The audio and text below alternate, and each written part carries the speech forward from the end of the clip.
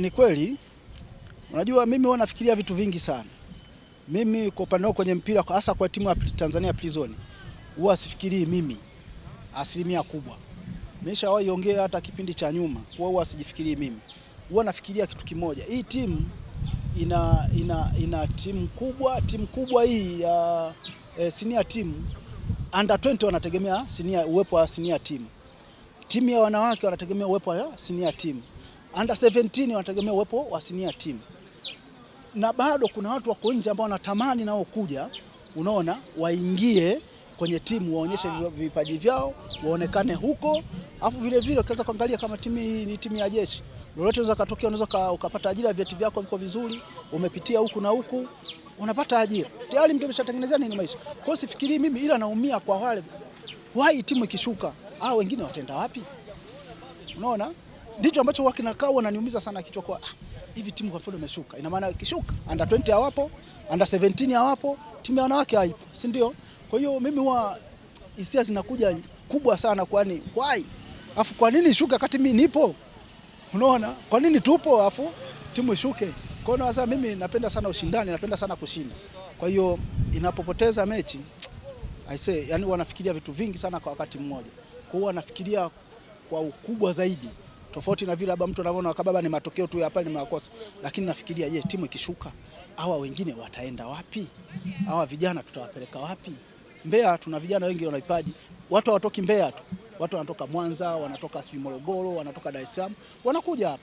Sasa timu ikishuka tutawapeleka wapi hawa vijana? Kwa hiyo ndicho ambacho kinakuwa kinaniumiza sana moyoni mwangu. Kwa ndio maana huwa napata maumivu makubwa sana nikifikiria sana hilo jambo. Kweli tunapitia katika changamoto nyingi sana, hasa kwenye upande wa matokeo, na si msimu wa kwanza huu na si msimu wa pili, kama msimu wa 3 wa 4 hivi vitu vinajirudia. Nafikiri ubora wa ligi nao kwa kiasi fulani nao unachangia lakini na matokeo si kwa upande wetu kwa msimu huu, si kwa upande wetu sisi wenyewe. Nafikiri kwa timu nyingi asilimia kubwa matokeo sio mazuri, japo tunaongelea kwa upande wetu sisi wenyewe haturidhishwi na matokeo jinsi yanavyoenda, na hii changamoto inatuumiza sana vichwa. Viongozi wakubwa wote wanajaribu kuangalia namna gani ya kuweza kuondokana na tatizo kama hili. Nafikiri panapo majaliwa Mwenyezi Mungu, tukibaki salama, kuna mabadiliko makubwa sana yatatokea msimu ujao. Ukizingatia kwa msimu huu ni ile changamoto ya uwanja wetu wa nyumbani.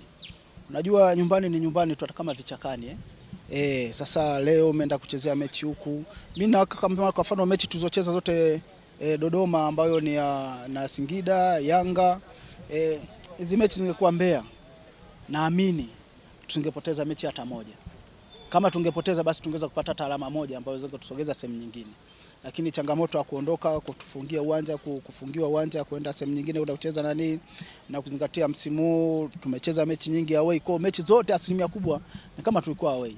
Ndio maana hata ukiangalia ndugu zetu majirani nao wako away, nao sio kusema na matokeo mazuri. Ndio maana sio sisi wenyewe kwa msimu, lakini kinachochangia kikubwa sana kwa msimu ni kutokutumia kwa asilimia kubwa uwanja wetu wa nyumbani.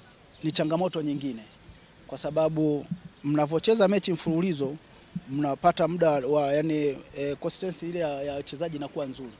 Kwa mfano kama sasa tumesimama ligi wiki 2-3 amchezi, naanza tena kuja kurudi, mnaanza kujitafuta tena, unaona, kuja kujitafuta, shangaaba tena mmeshapoteza mechi au mmedraw, unaona. Kwa hiyo nayo inachangia, lakini kama tumecheza ile mechi na Singida, tumecheza mechi na Yanga, tungepata mechi nyingine hapa, hiyo sidhani kama ingepata, kwa sababu wachezaji, kwa sababu tulikuwa tumetoka kwenye mapumziko. Unajua baada kwenda kucheza mechi ya Yanga na tumecheza vile, sasa watu wameshajitafuta vizuri, ligi inaenda kusimama tena.